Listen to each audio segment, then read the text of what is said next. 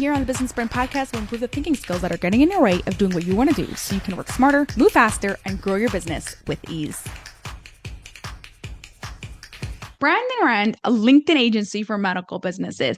To write his proposals, he'd listen to the discovery call he had, listen to the recordings, read the AI notes over and over again, trying to translate their needs into the actual proposal, into the services that he can provide for them. It took forever and drained him so much. By improving one thinking skill, completely changed his workflow, which cut his time to less than 80% on how much it took him before. But I think my favorite part was about how much more energy he had once he was done. Previously, proposals will knock him out for the rest of the day.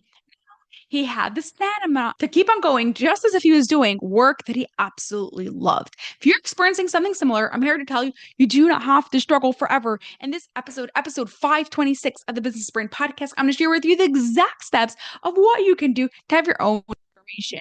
But procrastination, overthinking, overwhelmed, distractions. You've tried all the hacks and tools, but nothing works for your ADHD brain. That's because the solutions were created for those who created them. We need solutions for your brain and not band-aid solutions. Solutions that solve the root problem. Learn more about how we can optimize your ADHD brain at lifefixuniversity.com/OYB.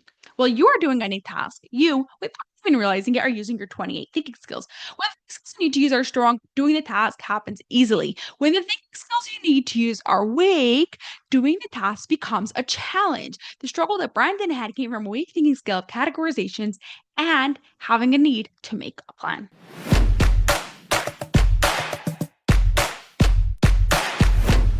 The reason why Brandon had to go over the quote over and over again was because he'd see a detail, get excited about it, find a way to make it work, and then go back to the call to find the next detail. That sounds very impulsive. That sounds very hardworking. That sounds very passionate, but is working a lot harder than you have to. What he needed was a simple plan that used categories to make it easier for himself. So this is what he decided, these 3 categories.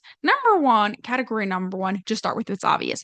Quickly read it. Anything that's screaming at you, making it super obvious. This is something important. This is something I need to remember. It doesn't take a lot of brain power. Start with that in the proposal. Amazing. Not easy. That takes quick. Category 2, this is where the real thinking actually happens. It's using highlighters or electric highlighters if you're like highlighting it in Fathom or Otter or things like that to highlight different information, different important information that the client needs based on categories, based on what goes together. And then afterwards, when you're writing it in the proposal, you can look at for just all the blue or just all the yellow or just all the pink. And you don't have to reread the whole proposal. You just need to scan for the highlighted information that you put in there. And then category 3 was simply going over the call one more time, checking for hours, make sure you didn't miss anything.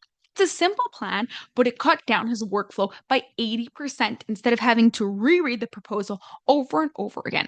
Now, because life is not just about proposals, there's other aspects to it. We wanted to use the categorizations together with having the need to make the plan. So I had Brandon do 2 things. One, whenever he was in a new situation, instead of jumping in, even though he was so excited, to zoom out and ask himself, how can I get more information? Zoom out. What other information do I need here that will be helpful to me?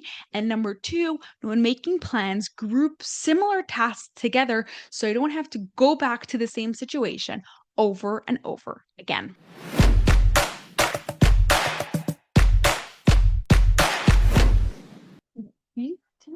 This week is to pick one of the following. Either ask yourself how you can zoom out to get more information, or number 2, when you plan, group similar tasks together so you don't have to do the same thing over again. Have an awesome rest of your day, and I'll catch you on the next episode. Bye for now. That's all for this episode of the Business Brain Podcast. If you enjoyed it, send it to a friend who secretly wants stronger thinking skills too, so together you can grow your businesses with peak brain performance.